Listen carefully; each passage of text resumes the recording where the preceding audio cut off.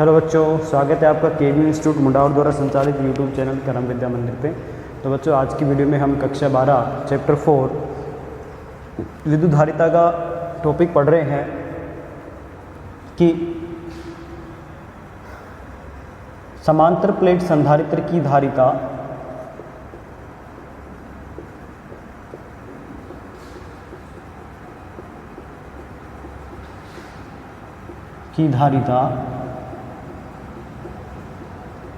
जब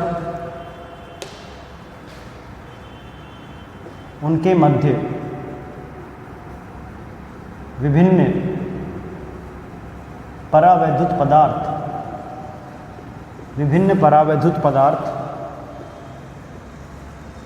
भिन्न भिन्न मोटाइयों से भरे हैं या भिन्न भिन्न मोटाई के विभिन्न परावैद्युत पदार्थ भरे हैं।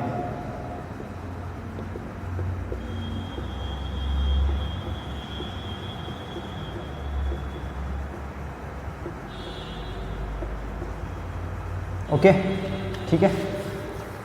देखिए, इसको समझने के लिए मैं आपको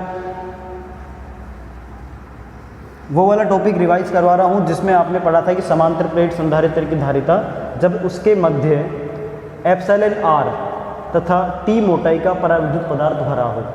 देखिए, ये एक समांतर प्लेट संधारित्र लीजिए। इस समांतर प्लेट संधारित्र की ये प्लेट धनावेशित, ये ऋणावेशित है और इसके अंदर टी मोटाई का, ये स्मॉल टी मोटाई का एक परावैद्युत पदार्थ भरा है जिसका परावैद्युतांक एप्सिलॉन आर है। प्लेटों के मध्य की जो दूरी है वो डी के बराबर है।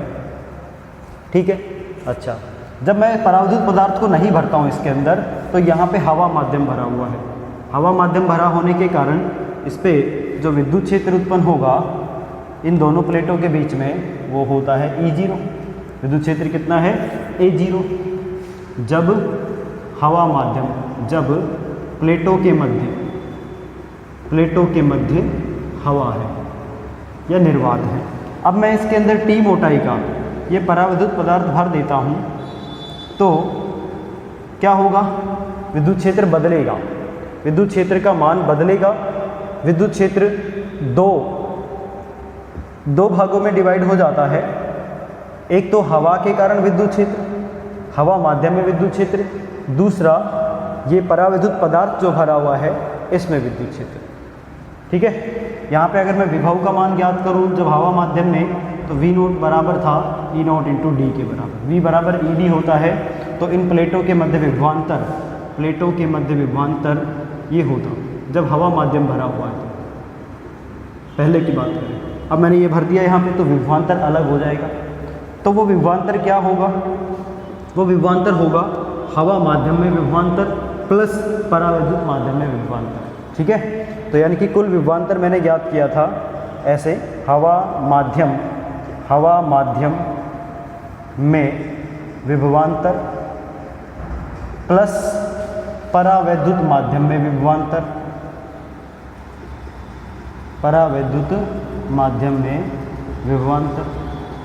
ठीक है।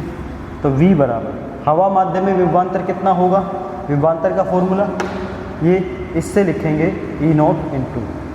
अब चूँकि हवा माध्यम की जो दूरी है वो D में से T, हवा माध्यम जब ये परावैद्युत माध्यम नहीं था तब तो D दूरी से भरा हुआ था, लेकिन अब इसके अंदर T मोटाई का परावैद्युत पदार्थ रख दिया तो इतनी जगह पे हवा माध्यम नहीं है। तो हवा माध्यम की मोटाई कितनी हो गई? ये प्लस ये, जो कि D माइनस T के बराबर होगी। तो इंटू D माइनस T, ये तो हवा माध्यम का विभवांतर है। प्लस परावैद्युत माध्यम का विभवांतर कितना होगा? परावैद्युत माध्यम का विभवांतर हो जाएगा, परावैद्युत माध्यम में विद्युत क्षेत्र, परावैद्युत माध्यम में विद्युत क्षेत्र हो जाएगा E नोट बटे एप्सिलॉन आर। जब एप्सिलॉन आर परावैद्युतांक को विद्युत क्षेत्र E नोट में रखा जाता है तो उसके मान में कमी आती है और इतने गुना ये मान कम हो जाएगा। जितना परावैद्युतांक है उतने गुना विद्युत क्षेत्र का मान कम हो जाता है इनटू इसकी मोटाई। ठीक है बच्चों। तो V बराबर ये आया। यहाँ से आप इसको E नोट को कॉमन कर लीजिए, E नोट बाहर D minus T plus T by epsilon R. ठीक है, अब आप धारिता ज्ञात कीजिए।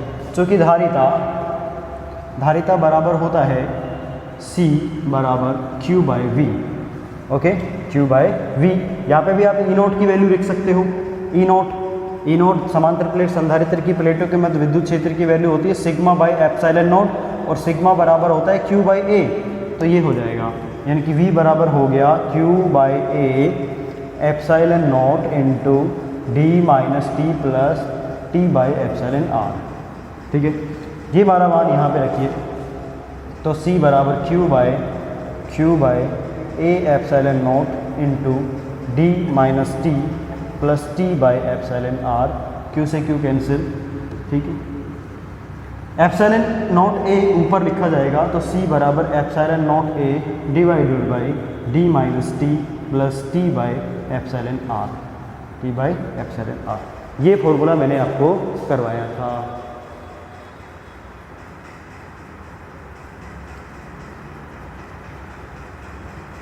ठीक है बच्चों, करवाया था ये फॉर्मूला, याद है आपको कुछ? ठीक, अब हम आगे चलते हैं इस टॉपिक की ओर कि इस परावैद्युत माध्यम की बजाय समांतर प्लेट संधारित्र के बीच में बहुत सारे परावैद्युत माध्यम हैं, अलग अलग मोटाइयों के और भिन्न भिन्न परावैद्युत माध्यम भरे हुए हैं। जैसे ये समांतर प्लेट संधारित्र, इसकी प्लेटों के मध्य भिन्न भिन्न मोटाइयों के, जैसे कि ये एक परावैद्युत माध्यम है, ये एक परावैद्युत माध्यम है, ये ऐसे ऐसे ऐसे ऐसे डॉट डॉट डॉट करके बहुत सारे परावैद्युत माध्यम भरे हुए हैं। ठीक है भाई,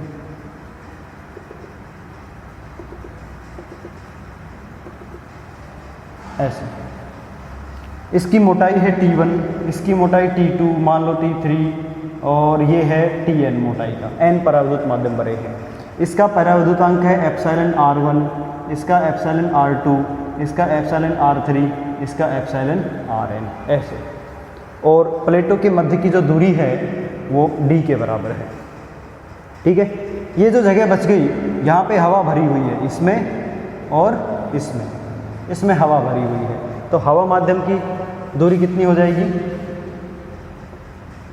हवा माध्यम की दूरी बराबर होगी d माइनस, d में से ये सारे परावैद्युत माध्यम की चौड़ाई जोड़ के घटा दो। T1, T2, T3 से लेकर Tn तक सम करके घटा दीजिए। T1 plus T2 and plus plus plus Tn, ये होगी हवा माध्यम में दूरी। ठीक है, अच्छा। अब आप प्लेटों के मध्य विभवांतर ज्ञात करो। प्लेटों के मध्य विभवांतर V। ठीक है, V कैसे ज्ञात किया जाए? देखो, हवा माध्यम का विभवांतर क्या होगा? E नोट, बाह्य विद्युत क्षेत्र E नोट है, प्लेटों के मध्य कोई भी माध्यम नहीं भरा हुआ तो विद्युत क्षेत्र E नोट था, इंटू D इसकी मोटाई ये हो गई अब हवा माध्यम की, T1 plus T2 plus and so on Tn। ठीक है, प्लस इस पहले माध्यम के लिए विभवांतर क्या होगा? विद्युत क्षेत्र गुणा दूरी। तो विद्युत क्षेत्र इसका हो जाएगा E note by epsilon R1 into इसकी मोटाई T1। ऐसे ही दूसरे के लिए E note by epsilon R2 into उसकी मोटाई T2। ऐसे ही nवे के लिए E note by epsilon Rn into इसकी मोटाई Tn। ये कुल विद्युत क्षेत्र विद्युत विभव ज्ञात करने का फॉर्मूला हो गया। आप देख रहे हो E नोट कॉमन है सब में से, E नोट को बाहर कर लीजिए। यहाँ पे लिखा जाएगा d minus T1 plus T2 and plus Tn। Okay, plus यहाँ से बचेगा T1 by epsilon R1 plus T2 by epsilon R2 and dot dot dot plus Tn by epsilon Rn, ऐसे लिख सकते हैं। ठीक है, चूँकि वही E नोट बराबर क्या होता है? Sigma by epsilon note, sigma बराबर है Q बाई ए, तो Q by A epsilon note. तो V बराबर Q by A epsilon naught into D minus T1 plus T2 and plus Tn plus T1 by epsilon R1 plus T2 by epsilon R2 and plus Tn by epsilon Rn। ये हो जाएगा विद्युत विभव का मान। ठीक है, अब हम यहाँ पे विद्युत धारिता ज्ञात करेंगे, चूँकि C बराबर होता है Q/V, चूँकि धारिता का फॉर्मूला तो यही है, C बराबर Q/V। ओके, तो C बराबर Q/V, V की वैल्यू ये Q/A एप्सिलॉन नॉट। देखो यहाँ से ये कट जाएगा तो A एप्सिलॉन नॉट ऊपर लिखा जाएगा, तो मैं सीधा यहाँ पे लिख दूँ अभी A एप्सिलॉन नॉट बटे, इसके बटे में ये संख्या आएगी D minus T1 plus T2 and plus Tn plus T1 by epsilon R1 plus T2 by epsilon R2 and dot dot dot Tn by epsilon Rn। ऐसे लिखा जाएगा ये। ओके, तो धारिता का फॉर्मूला हो गया C बराबर epsilon not A into D minus T1 plus T2 plus Tn and T1 by epsilon R1 T1 by epsilon R2।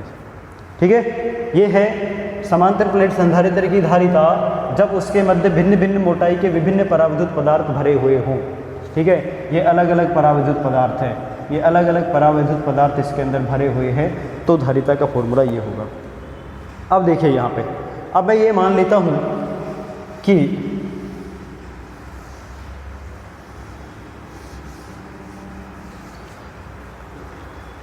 समांतर प्लेट संधारित्र के अंदर परावैद्युत पदार्थ पूर्णतः भरा हुआ है। यदि परावैद्युत पदार्थ पूर्णतया भरा है तो उस स्थिति में आप देखेंगे कि T1 plus T2 and plus Tn ये सारी दूरियां मिला के D के बराबर हो जाएंगी कि नहीं? ये होगा। या फिर आप ये भी लिख सकते हो कि D minus T1 plus T2 and so on plus Tn बराबर क्या होगा? 0, यानी कि ये पद 0 हो जाएगा। D minus T1 plus T2 plus T3 ये 0 हो जाएगा। तो धारिता क्या आएगी? तो C बराबर आएगा A epsilon not by T1 by epsilon R1 plus T2 by epsilon R2 plus dot dot dot Tn by epsilon Rn। तब धारिता का फॉर्मूला ये होगा, C बराबर epsilon not A T1 by epsilon Rn T2 by A Tn by. ठीक है, ये जब है जब हवा माध्यम उपस्थित है ही नहीं, पूरा का पूरा संधारित्र विभिन्न विभिन्न पराविद्युत पदार्थों से भरा हुआ है, तब उस स्थिति में ये फॉर्मूला काम में आता है। ओके, हो जाएगा फिनिश। चलिए,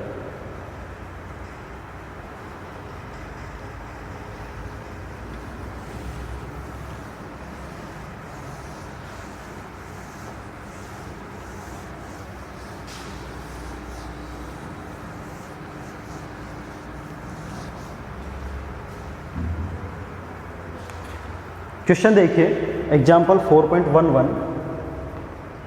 इस एग्जाम्पल में आपको दिया गया है एक समांतर प्लेट संधारित्र की धारिता। ये एक समांतर प्लेट संधारित्र है, इसकी धारिता C के बराबर है और इनकी प्लेटों के मध्य दूरी D के बराबर है। ओके, यदि प्लेटों के मध्य 3D/4 दूरी पर इसके मध्य ये 3D/4 दूरी पर एप्सिलॉन R पराविद्युतांक का पदार्थ भरा हुआ है, तो संधारित्र की धारिता ज्ञात करो। C हमें ज्ञात करनी है। ठीक है, अभी कराया था फॉर्मूला आपको, C बराबर epsilon not A into D minus T plus T by epsilon R। ये फॉर्मूला लगेगा जब आंशिक रूप से पराविद्युत पदार्थ भरा हुआ हो। ओके, तो C बराबर A epsilon not by D minus T। अब देखो T की वैल्यू कितनी हो जाएगी? ये है T की वैल्यू 3D/4। पराविद्युत पदार्थ की मोटाई T होती है 3D/4 इंटू एप्सिलॉन R। यहाँ से D में से 3D/4 को माइनस कर सकते हो, तो 4 माइनस 3D यानी कि D/4 epsilon not A D minus 3D/4। 4 LCM low, 4 × 4 minus 3D बराबर D/4। ठीक है, तो क्या बचेगा? D/4 plus 3D/4 into epsilon R। Okay, या आप इसको लिख सकते हो A epsilon not D/4 common कर लीजिए, 1 प्लस 3 3/εr, ये 4 ऊपर मल्टीप्लाई हो जाएगा, ये 4 ऊपर मल्टीप्लाई हो जाएगा ऐसे, यानी कि C बराबर आया ε0 a इंटू डी इंटू 4/, इसको आप εr का लघुत्तम ले लीजिए, εr लघुत्तम लिया तो होगा εr प्लस 3, ये εr ऊपर लिखा जाएगा तो ऐसे लिखा जाएगा, यानी कि C बराबर हो गया ε0 a into D into 4εr/εr plus 3, जहाँ पे ये कुछ जाना पहचाना सा लग रहा है। ε0 a इंटू डी ये निर्वात में या हवा माध्यम में संधारित्र की धारिता होती है जिसको C0 से लिखते हैं, तो मैं लिख सकता हूँ C बराबर C0 into 4εr/3 plus εr, यही होगा, यानी कि C बराबर हो गया ये। ओके, तो यानी कि जो धारिता है वो निर्वात की धारिता की तुलना में कितना गुना होगी, 4εr/3 प्लस εr गुना। εr की वैल्यू जब देंगे तो यहाँ पे रख के आप न्यूमेरिकल वैल्यू निकाल सकते हैं उसकी कितने गुना होगी। ठीक है, ओके। अभी मैं टॉपिक लेके चल रहा हूँ संधारित्रों का संयोजन। नेक्स्ट टॉपिक देखिए,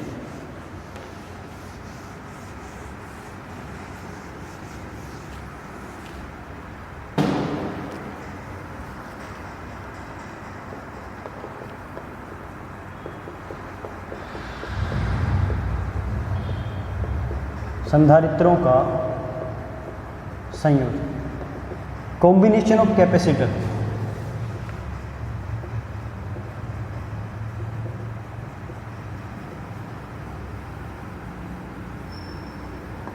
कॉम्बिनेशन ऑफ कैपेसिटर्स, ये 2 प्रकार का होता है। कितने प्रकार का होता है? एक होता है श्रेणी क्रम संयोजन, जैसे आपने प्रतिरोधों के बारे में पढ़ा। दूसरा होता है समांतर क्रम संयोजन,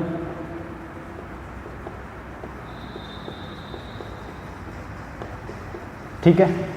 श्रेणी क्रम संयोजन में संधारित्र की नेगेटिव प्लेट पहले संधारित्र की ऋणात्मक प्लेट दूसरे संधारित्र की धनात्मक प्लेट से, ऐसे में बहुत सारे संधारित्र पहले बना लेता हूँ। यहाँ पे ये है एक ये है, एक ये है, एक ये है, ऐसे संधारित्र हैं। ये मान लो C1 है, ये C2 है, ये C3 है, ये C4 है, ठीक है। ये इसकी पॉजिटिव प्लेट, ये पॉजिटिव प्लेट, ये नेगेटिव, ये पॉजिटिव पॉजिटिव, ये नेगेटिव, ये पॉजिटिव पॉजिटिव, ये नेगेटिव, ये पॉजिटिव पॉजिटिव, ये नेगेटिव, ऐसे प्लेटें हैं। पहले संधारित्र की ऋणात्मक प्लेट दूसरे संधारित्र की धनात्मक प्लेट से, दूसरे संधारित्र की ऋणात्मक प्लेट तीसरे संधारित्र की धनात्मक प्लेट से, चौथे संधारित्र की ऋणात्मक प्लेट और इसके दूसरे संधारित्र के तीसरे से, तीसरे की चौथे से जुड़ी हुई होनी चाहिए। ऋणात्मक प्लेट किससे जुड़ी हुई होनी चाहिए? धनात्मक प्लेट से। तो इस व्यवस्था को श्रेणी क्रम संयोजन बोलते हैं। समांतर क्रम संयोजन में सभी धनात्मक प्लेटें एक तरफ और सभी ऋणात्मक प्लेटें एक तरफ बैटरी से जुड़ी होती हैं। ये सभी धनात्मक प्लेटें इस तरफ जुड़ेंगी और ये सभी ऋणात्मक प्लेटें इस तरफ जुड़ेंगी, तो ये बैटरी के पॉजिटिव से, ये बैटरी के नेगेटिव से। ये संयोजन समांतर क्रम संयोजन कहलाता है और ऊपर वाला संयोजन श्रेणी क्रम संयोजन कहलाता है। ठीक है बच्चों, चलिए 1 बाय 1 इनको एक्सप्लेन करते हैं, फॉर्मूला डिराइव करते हैं।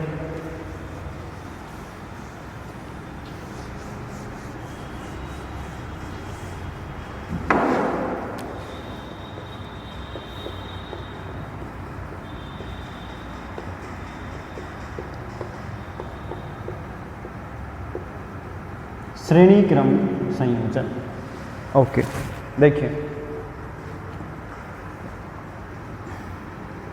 माना C1, C2, C3 क्रम से 3 संधारित्र हैं जिनकी धारिताएं C1, C2 और C3 है। इनको श्रेणी क्रम में एक बैटरी जिसका विभवांतर V है से स्विच के द्वारा जोड़ा गया है। ये व्यवस्था हो गई। श्रेणी क्रम में कैसे जुड़ेगी? ये नेगेटिव प्लेट इस पॉजिटिव प्लेट से जुड़ जाएगी, ये वाली नेगेटिव प्लेट इस पॉजिटिव प्लेट से, और इसकी नेगेटिव प्लेट अगले संधारित्र की पॉजिटिव प्लेट से जुड़ जाएगी। ठीक है, नेगेटिव का एक सिरा इधर और इसका पॉजिटिव का एक सिरा इधर खाली रहेगा, उसको बैटरी से जोड़ेंगे। बच्चों आपने देखा कि जब श्रेणी क्रम में जब युक्तियाँ जुड़ी हुई होती हैं तो श्रेणी क्रम संयोजन में उन पे चार्ज एक समान रहता है और धारा का मान भी एक समान रहता है, लेकिन विभवांतर अलग अलग रहता है। इसका जो विभवांतर होगा वो इस संधारित्र के लिए अलग मान लिया V1, इस संधारित्र के लिए अलग मान लिया V2, इस संधारित्र के लिए अलग मान लिया V3 होगा। ये V इस पे अलग होगा, इस पे अलग होगा, इस पे अलग होगा, इस पे संधारित्र विभवांतर V1, इस पे V2, इस पे V3 हो जाएगा। जब आप इसको बैटरी से जोड़ेंगे तो इस पे आएगा मान लो +Q चार्ज, प्रेरण के कारण इस पे क्या आएगा -Q चार्ज, इतना ही चार्ज इस पे आएगा +Q, इतना ही इस पे, इतना ही इस पे, इतना ही इस पे। श्रेणी क्रम में आवेश समान रहेगा, जितना आवेश इस पे होगा उतना ही सभी प्लेटों पे आवेश होगा। उनके ध्रुव के अनुसार देख लेना, एक पे पहली पे पॉजिटिव, दूसरे में नेगेटिव, फिर पॉजिटिव नेगेटिव पॉजिटिव नेगेटिव, इस तरह से आवेश का वितरण होगा। ठीक है, तो इन दोनों प्लेटों के बीच में विभवांतर कितना हो गया बच्चों? इन दोनों प्लेटों के बीच में विभवांतर हो गया V1, इन दोनों प्लेट्स के बीच का विभवांतर हो गया V2, इन दोनों पॉइंट्स के बीच का विभवांतर हो गया V3। ठीक है, ये संधारित्र जिसकी धारिता C1 है, ये संधारित्र C2 धारिता का है, ये संधारित्र C3 धारिता का है।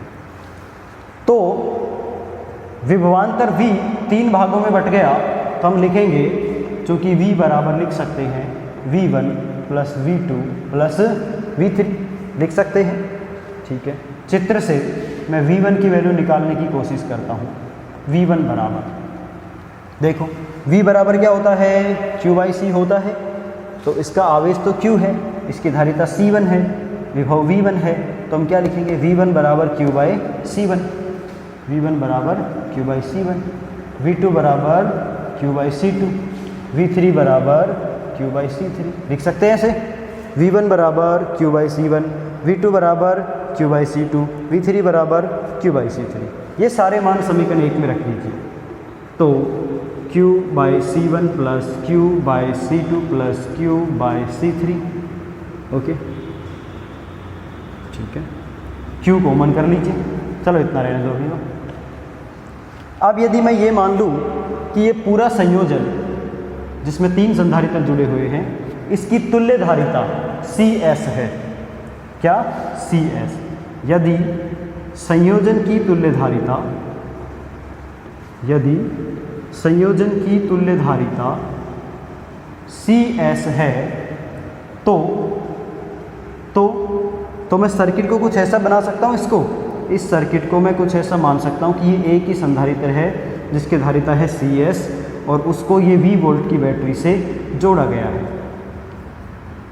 तो जितना विभवांतर यहाँ पे उतना ही यहाँ पे होगा, इसका आवेश कितना होगा? +Q। तो इस स्थिति में यहाँ पे हम धारिता देखें, इसकी न विभव देखें, V बराबर क्या आएगा? Q/CS। यदि संयोजन की तुल्य धारिता CS है तो CS बराबर क्या हो जाएगा? V बराबर क्या होगा? Q/CS रखने पर, Q/CS रखने पर। ठीक, ऐसे होगा ना भाई। ये मान लिया कि पूरा संयोजन जो है वो एक ही संधारित्र से बना है और उसकी धारिता है CS और उस पर V वोल्ट की बैटरी जुड़ी है और उसकी प्लेटों पर आवेश Q है। तो उस स्थिति में आप V की वैल्यू लिख सकते हैं। उस स्थिति में V का जो मान है वो क्या होगा? Q/CS होगा। Q/CS यहाँ पे रख लीजिए। तो Q/CS बराबर Q/C1 + Q/C2 + Q/C3। Q common लेके कट जाएगा तो यहाँ पे बचेगा 1/CS बराबर 1/C1 + 1/C2 + 1/C3। ठीक है, 1/CS बराबर क्या होगा? 1/C1 + 1/C2 + 1/C3। ये है श्रेणी क्रम संयोजन में तुल्य धारिता ज्ञात करने का सूत्र। श्रेणी क्रम संयोजन में जुड़े संधारित्रों के लिए तुल्य धारिता इस सूत्र से ज्ञात की जाएगी। ठीक है, यदि इसमें n संधारित्र श्रेणी क्रम में जुड़े हों, यदि n संधारित्र कौन कौन से? C1, C2, C3 and Cn श्रेणी क्रम में जुड़े हैं, श्रेणी क्रम में जुड़े हैं तो क्या होगा? 1/CS बराबर 1/C1 plus 1/C2 and dot dot dot plus 1/Cn। ये धारिता हो जाएगी, n संधारित्रों का ऐसे योग कर देंगे। ठीक है बच्चों, ओके। और देखें, यदि केवल दो संधारित्र दिए गए हो C1 और C2 धारिता के, तो उस स्थिति में 1/CS बराबर होगा 1/C1 प्लस 1/C2। यहाँ पे आप लघुत्तम ले सकते हो, C1 गुणा C2 लघुत्तम आ जाएगा, यहाँ पे हो जाएगा C1 प्लस C2। ये 1/CS का मान है, यहाँ से ये आया 1/CS बराबर C1 प्लस C2 बटे C1 गुणा C2, या फिर मैं CS निकालूँ तो ये हो जाएगा C1 C2 बटे C1 प्लस C2। CS का मतलब है capacitor in series combination, S का मतलब सीरीज, यानी कि दो संधारित्र C1 और C2 धारिता के हैं और श्रेणी क्रम में जुड़े हुए हैं, तो तुल्य धारिता उन दोनों का गुणा बटे उन दोनों का भाग करने से प्राप्त हो जाएगी। दोनों संधारित्र को गुणा कर दीजिए, बटे उन दोनों का योग कर दीजिए। ठीक है, समझ में आ गया? अच्छा, इसके देखो महत्वपूर्ण तथ्य क्या क्या सामने आते हैं कि श्रेणी क्रम संयोजन में संधारित्रों की कुछ महत्वपूर्ण तथ्य जो हम बात करें कि भाई क्या विशेषता है इसकी। पहली विशेषता कि भाई हम विद्युत परिपथ में श्रेणी क्रम संयोजन तभी काम में लेंगे जब किसी उच्च विभव को संधारित्र में विभाजित करना हो। ये जो बैटरी थी V, इसका वोल्ट 3 भागों में बट गया था ना, V1, V2 और V3 में, तो ये विभाजन हो रहा है वोल्टेज का। अगर आप किसी उच्च विभव का विभाजन करना चाहते हो, हाई वोल्टेज को छोटे विभव में बांटना चाहते हो, तो आप संधारित्र लगा दीजिए श्रेणी क्रम में, तो वो उन सभी संधारित्रों का विभव अलग अलग मानों में बट जाएगा, कम हो जाएगा। ठीक है। दूसरी बात, जब आप इससे तुल्य धारिता ज्ञात करोगे तो तुल्य धारिता CS का मान, तुल्य धारिता CS का मान C1, C2, C3, C4 और Cn से लेके जितने भी संधारित्र जोड़े हैं उन सब में सबसे कम आएगी, उन सब में सबसे कम धारिता हमें प्राप्त होगी। ठीक है, सबसे कम धारिता हमें प्राप्त होगी। दूसरी बात, संधारित्र में लगे सभी संधारित्र पर आवेश का परिमाण समान होता है, चाहे धारिता कुछ भी हो। देखा आपने कि C1, C2, C3 धारिता के जितने संधारित्र जोड़े थे सभी पे आवेश का मान समान था, तो आवेश का परिमाण समान रहता है, धारिता कितनी भी हो चाहे। तो आवेश बदलता किससे है? आवेश बदलता है विभव के कारण, विभव में कमी के कारण। जिस पे विभव कम होगा उस पे धारिता ज़्यादा, जिस पे विभव ज़्यादा होगा उस पे धारिता कम होगी, इस तरह से चेंज होता है। ठीक है, यदि समान धारिता के ये जितने भी संधारित्र श्रेणी क्रम में जुड़े हैं n संधारित्र, इन सभी की धारिता समान हो, तो उस स्थिति में क्या होगा? तो उस स्थिति में कुल संधारित्र का मान हो जाएगा 1/CS बराबर 1/C plus 1/C plus plus plus 1/C। ये कितने बार ऐड होगा? ये n बार जुड़ेगा, 1/C plus 1/C plus 1/C। तो आप इसको क्या लिख सकते हो? n/C। 1/CS बराबर या CS बराबर हो जाएगा C/n। यदि n संधारित्र समान धारिता के n संधारित्र श्रेणी क्रम में जुड़े हो तो तुल्य धारिता C/n के बराबर होगी। अर्थात तुल्य धारिता n गुना कम हो जाती है ना। 1/n ऑफ C हो गई, C का जो मान होगा उसकी तुलना में तुल्य धारिता n गुना कम हो जाती है। समझ रहे हो? अच्छा, और देखिए,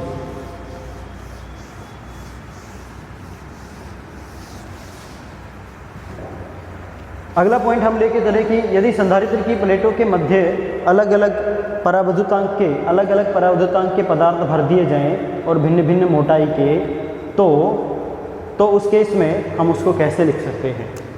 ये संधारित्र है, इसके अंदर ये अलग अलग, ये एप्सिलॉन R1, ये एप्सिलॉन R2, ये एप्सिलॉन R3, ये संधारित्र है। इन संधारित्र की प्लेटों के मध्य पराविद्युत पदार्थ मैंने भर दिए। इसकी मोटाई है T1, इसकी मोटाई T2, इसकी मोटाई T3 है ना, T3 है।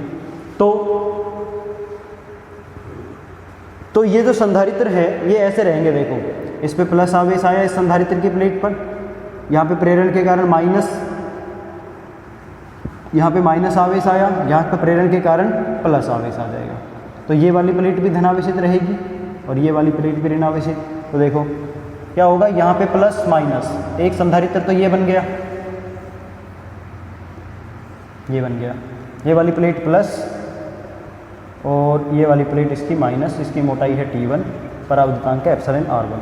दूसरा एक संधारित्र ये बन गया जिसकी ये वाली प्लेट है माइनस और ये वाली प्लेट है प्लस, इसकी मोटाई है T2, परावर्तकांक है एप्सिलॉन R2। तीसरा एक संधारित्र ये बन गया, इसकी ये वाली प्लेट है प्लस और ये वाली प्लेट है माइनस, इसकी मोटाई है T3, एप्सिलॉन R3। तो ये कौन से क्रम में जुड़ गए? देखो ये कौन से क्रम में जुड़ गए? ये जुड़ गए श्रेणी क्रम में। ये कौन से क्रम में जुड़े हुए माने जाएंगे? श्रेणी क्रम में जुड़े हुए माने जाते हैं। यदि संधारित्र की प्लेटों के मध्य भिन्न भिन्न मोटाई के परावर्तित पदार्थ इस तरह से भरे हों तो वो 3 अलग अलग संधारित्रों की तरह माने जाएंगे जो कि श्रेणी क्रम में जुड़े हुए होते हैं। इनको श्रेणी क्रम में जुड़ा हुआ मान सकते हो। ठीक है, ओके।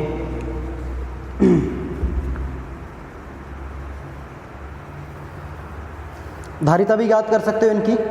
इसकी धारिता मान लो C1 है, इसकी धारिता मान लो C2 है, इसकी धारिता C3 है, तो तुल्य धारिता क्या हो जाएगी? CS। तुल्य धारिता CS है तो CS बराबर 1/CS बराबर 1/CS बराबर 1/C1 plus 1/C2 plus 1/C3 होगी। इसकी धारिता C1 मान ली, इसकी C2 मान ली, इसकी C3 मान ली, तो ऐसे लिख सकते हो आप इसको तुल्य धारिता को। अच्छा, C1, C2 और C3 का मान ज्ञात कर लीजिए। C1, C2 और C3 का मान हम ज्ञात करेंगे तो देखो इनके परावर्तकांक पर निर्भर करेगा, एप्सिलॉन R1 पर, एप्सिलॉन R2 पर और एप्सिलॉन R3 पर। तो C1 की वैल्यू क्या हो जाएगी? C1 की वैल्यू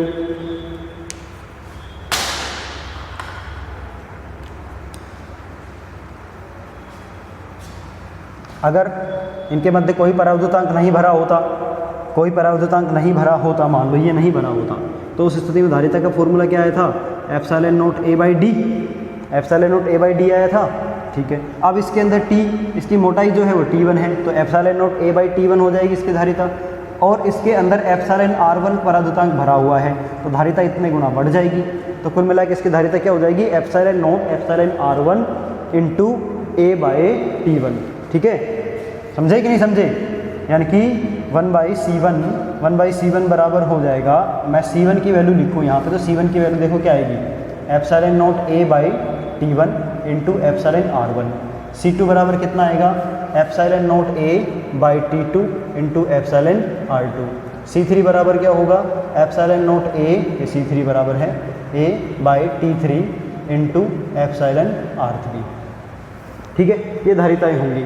इनको यहाँ पे 1/C1 अगर मैं लिखना चाहूँ तो 1/C1 हो जाएगा उल्टा, T1 by epsilon not A by epsilon R1। ऐसे लिखोगे आप 1/C1 को, T1 by epsilon not A into epsilon R1। ठीक है, तो लिख लीजिए, ये हो गया 1/C1 बराबर T1 by epsilon not A into epsilon R1 plus C2 T2 by epsilon not A into epsilon R2 plus T3 by epsilon not A into epsilon R3।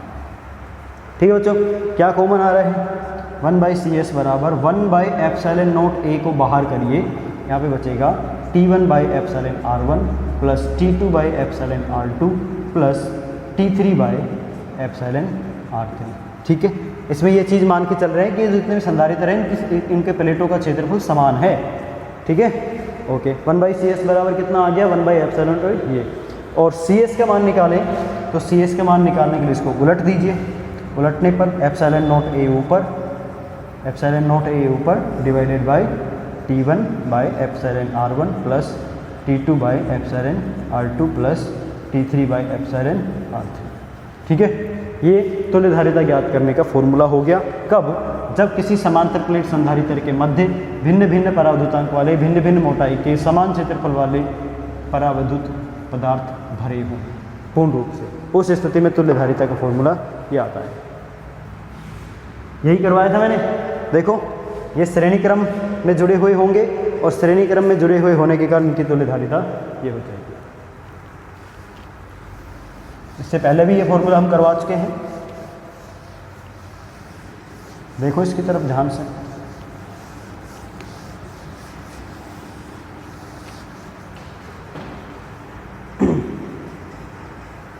अगला टॉपिक देखिए, समांतर क्रम संयोजन। संधारित्रों का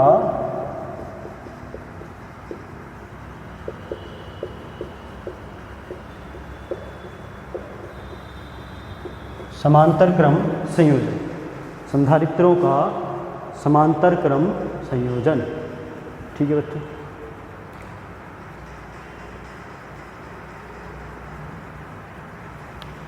समांतर क्रम प्रतिरोधों में भी आपने पढ़ा था और यहाँ भी मैं बता चुका हूँ कि आपके पास इस तरह से 3 संधारित्र हैं, मान लो 2 ही संधारित्र ले लो, चलो 3 ले लेते हैं।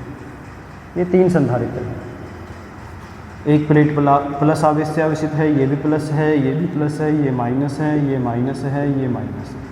ठीक है, और यहाँ पे ये पॉइंट ए है, यहाँ पे ये पॉइंट बी है। पॉइंट ए और बी के बीच में एक बैटरी जुड़ी हुई है, पॉजिटिव और नेगेटिव, एक स्विच लगा हुआ है ऐसे, इसका वोल्टेज है प्लस बी, एक कुंजी है। अगर प्लस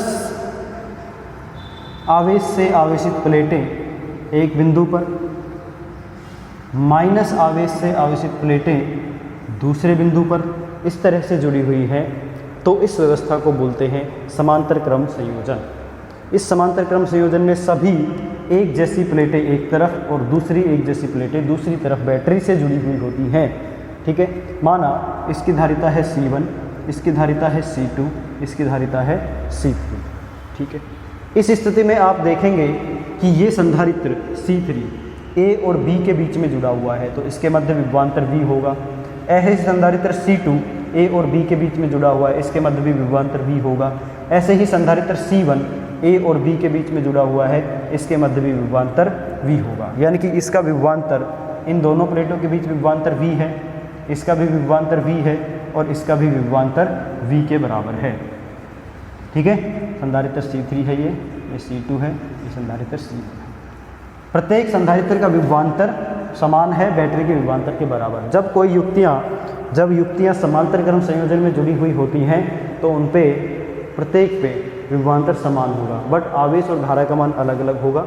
यहाँ पे आवेश होगा मान लो Q1, यहाँ पे माइनस Q1, यहाँ पे Q2, यहाँ पे माइनस Q2, यहाँ पे Q3, यहाँ पे माइनस Q3, अलग अलग आवेश होंगे इन पे। ठीक है, तो हम देखेंगे कि यहाँ से जो आवेश का मान था Q प्रवाहित हुआ, बैटरी के कारण Q आवेश प्रवाहित किया हमने। Q आवेश का प्रवाह इन तीनों पे Q1, Q2 और Q3 तीन भागों में बट जाता है। तो हम लिखेंगे Q बराबर Q1 plus Q2 plus Q3 होगा, इक्वेशन नंबर 1 है। Q1 का मान निकालिए, देखिए चित्र से। Q1 बराबर क्या होगा? Q बराबर CV होता है, धारिता है इसकी C1, विभव V1। ऐसे ही Q2 बराबर क्या होगा? C2 into V। Q3 बराबर क्या होगा? C3 into V। ठीक है, वैल्यू रख लेते हैं इस प्रकार होगा Q बराबर C1V plus C2V plus C3V, या Q बराबर V कॉमन कर लीजिए, C1 plus C2 plus C3 लिख सकते हो ऐसे। ओके, अब यदि हम ये मान के चले, यदि संयोजन की तुल्य धारिता CP है, पैरेलल में है तो मैंने P वर्ड ले लिया, समांतर क्रम मतलब पैरेलल, CP है तो हम लिख सकते हैं Q बराबर, तो मैं एक ही संधारित्र मानूंगा इसको जिसकी धारिता है CP, जिस पे V विभव जुड़ा हुआ है, इस पे आवेश Q है। तो उस स्थिति में क्या होगा? CP बराबर क्या हो जाएगा ना, Q बराबर हो जाएगा CP इंटू V।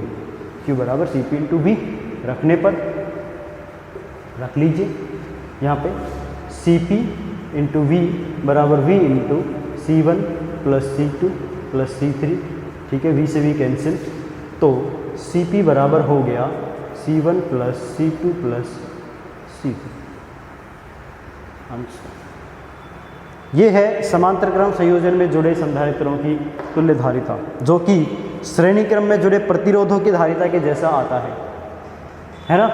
इस स्थिति में तुल्य धारिता का मान सबसे अधिक धारिता वाले संधारित्र से भी अधिक होगा। तुल्य धारिता CP का मान इन तीनों के योग के बराबर है, तो श्रेणी क्रम में जितने भी संधारित्र जुड़े हैं उनमें से जो सबसे अधिक धारिता का संधारित्र होगा उससे भी अधिक मान होगा CP का। ठीक है, और इसका उपयोग कब किया जाता है? इसका उपयोग जब आवेश का वितरण करना हो, जब परिपथ में आवेश का वितरण करना हो तो इसका उपयोग किया जाता है। दूसरा, संधारित्रों की धारिता से अधिक धारिता का अगर संचय करना है तो इनको श्रेणी क्रम में, समांतर क्रम में जोड़ा जाता है। ठीक है, इस स्थिति में प्रत्येक संधारित्र पर विभव का मान समान होता है, चाहे उसकी धारिता कितनी भी हो। इसकी धारिता C1 है फिर भी विभव V है, इसकी धारिता C2 C3 है फिर भी इनका विभव V है। अर्थात विभव इस स्थिति में धारिता पर निर्भर नहीं करता है ना, विभवांतर का मान समान रहता है। ठीक है, अब मैं इस प्रकार से ये मानूं कि यदि n संधारित्र समांतर क्रम में जुड़े हुए हैं जिनकी धारिता C है, तो तुल्य धारिता क्या हो जाएगी, Cp बराबर हो जाएगी C प्लस C n तक जोड़ेंगे इसको, तो ये कितना हो जाएगा n इंटू C। उस स्थिति में धारिता n गुना बढ़ जाएगी। यदि n समान धारिता के संधारित्र समांतर क्रम में जुड़े हैं तो तुल्य धारिता का फॉर्मूला Cp बराबर n गुना C के बराबर होगा। ठीक है, अच्छा समझ में आ गया ये पार्ट, ओके। और देखिए आगे महत्वपूर्ण तथ्यों के बारे में बात करें तो यदि समांतर प्लेट संधारित्र के बीच में